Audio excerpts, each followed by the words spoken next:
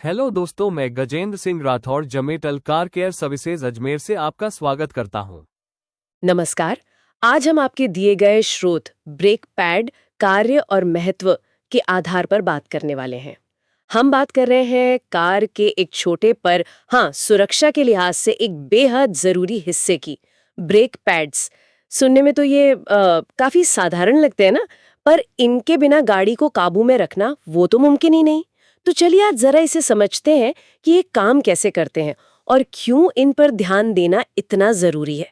तो शुरू करते हैं बिल्कुल बेसिक से। ये ब्रेक पैड आखिर है क्या चीज, मतलब करते क्या है?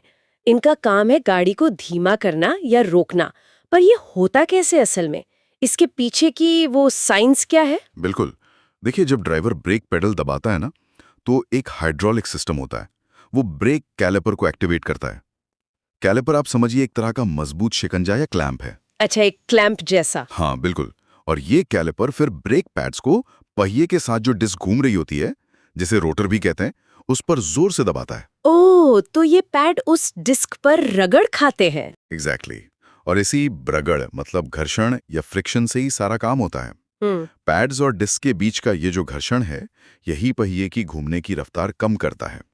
और इस प्रोसेस में होता क्या है कि पहिए की जो गतिज ऊर्जा है, काइनेटिक एनर्जी, वो गर्मी में मतलब हीट में बदल जाती है और बस गाड़ी रुक जाती है तो ये फिजिक्स का एक सीधा सा सिद्धांत, पर देखिए हमारी सुरक्षा पूरी तरह इसी पर टिकी है। दिलचस्प है। पर ये पैड सिर्फ एक मतलब घर्षण पैदा करने वाला ब्लॉक तो नहीं होते होंगे? इनकी कोई खास बनावट भी होती होगी? जरूर जरूर। हर ब्रेक पैड के आप कह सकते हैं दो मुख्य हिस्से होते हैं। एक तो है वो घर्षण वाली सामग्री, फ्रिक्शन मटेरियल। यही असल में डिस्क से रगड़ खाकर गाड़ी रोकता है, और यही वो हिस्सा है जो समय के साथ घिसता जाता है। अच्छा, और दूसरा हिस्सा है एक मजबूत धातु की बैकिंग प्लेट। ये प्लेट उस घर्षण मटेरियल को सहारा देती है, उसको सपोर्ट करती है, और यही प्लेट कैलिपर से जुड़ती है। क्यों जरूरी है?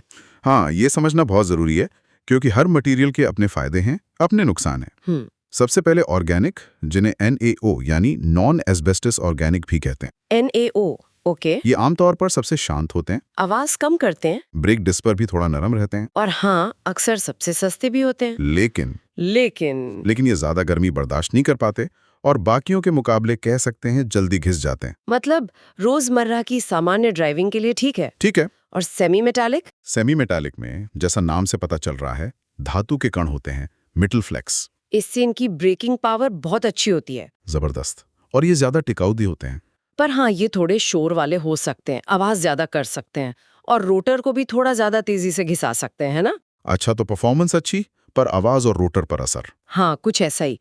परफॉर्मेंस चाहने वालों के लिए ये अक्सर बेहतर चॉइस होते हैं। फिर आते हैं सिरेमिक। हाँ, सिरेमिक, ये तो आजकल काफी सुनने में आते हैं। बिल्कुल, ये सबसे आधुनिक माने जाते हैं। ये बहुत शांत होते हैं, लगभग आवाज नहीं करते, धूल भी बहुत कम पैदा करते हैं, और चलते भी बहुत लंबा है। इनका परफॉर्मेंस भी हाई टेम्परेचर पर काफी अच्छा रहता है। लेकिन हाँ, ये सबसे महंगे होते हैं। और एक बात और, शायद बहुत ज्यादा ठंडे मौसम में शायद सेमी मेटालिक जितना असरदार ना हो।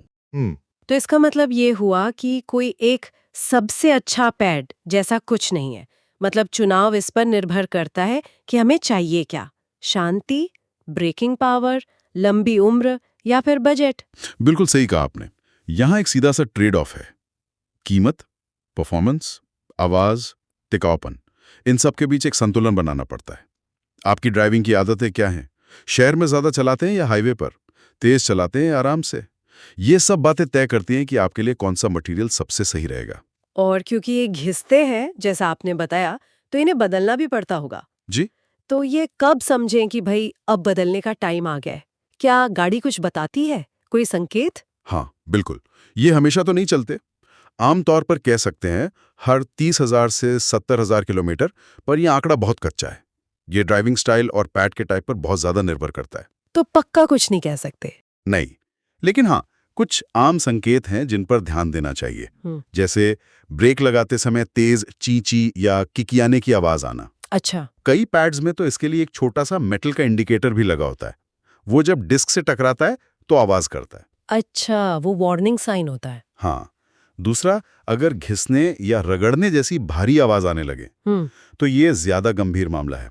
इसका मतलब हो सकता है कि पैड बिल्कुल खत्म हो गए हैं और अब मेटल प्लेट सीधे डिस्क से रगड़ खा रही है। ये बहुत खतरनाक है। ओह। फिर अगर लगे कि ब्रेक पहले जैसे असरदार नहीं रहे, मतलब गाड़ी रुकने में ज्यादा दूरी ले रही है, या फिर ब्रेक पेडल दबाने पर उसमें कंपन महसूस हो, वाइब्रेशन या स्पंदन जैसा, और कभी-कभी डैशबोर्ड पर ब्रेक सिस्टम की वार्निंग लाइट भी जल सकती है। हाँ, कई सारे संकेत हैं। हाँ, पर सबसे अच्छा तरीका यही है कि नियमित सर्विस के दौरान मैकेनिक से इन्हें जरूर चेक करवाते रहें। तो कुल मिला के बात यह है कि ये छोटे से दिखने वाले ब्रेक पैड ये असल में हमारी सुरक्षा की पहली डिफेंस लाइन है।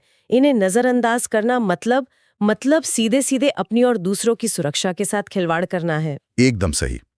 ब्रेक पैड्स की कंडीशन का सीधा असर इस बात पे पड़ता है कि किसी इमरजेंसी में गाड़ी कितनी जल्दी और कितने कंट्रोल के साथ रुकेगी। अच्छी ब्रेकिंग दूरी और कंट्रोल ये सुरक्षित ड्राइविंग की एकदम बुनियाद हैं। सच में सोचने वाली बात है, एक इतने छोटे से पुर्जे में कितनी इंजीनियरिंग और कितना मटेरियल साइंस छिपा है। बिल्कुल। और इनकी देखभाल का सीधा कनेक्शन है सड़क पर आपकी रिएक्शन टाइम से और गाड़ी पर आपके कंट्रोल से। चलिए यहाँ एक सोचने वाली बात के साथ आज की चर्चा को समाप्त करते हैं। जैसे हमने अलग अलग मटेरियल देखे और उनके फायदे नुकसान का वो संतुलन देखा, आवाज, परफॉर्मेंस, कीमत, लाइफ, तो क्या लगता है, क्या भविष्य में मटेरियल साइंस कोई ऐसा ब्रेक पैड बना पाएगी जिसमें इन सभी चीजों का एकदम परफेक्ट संतुलन हो?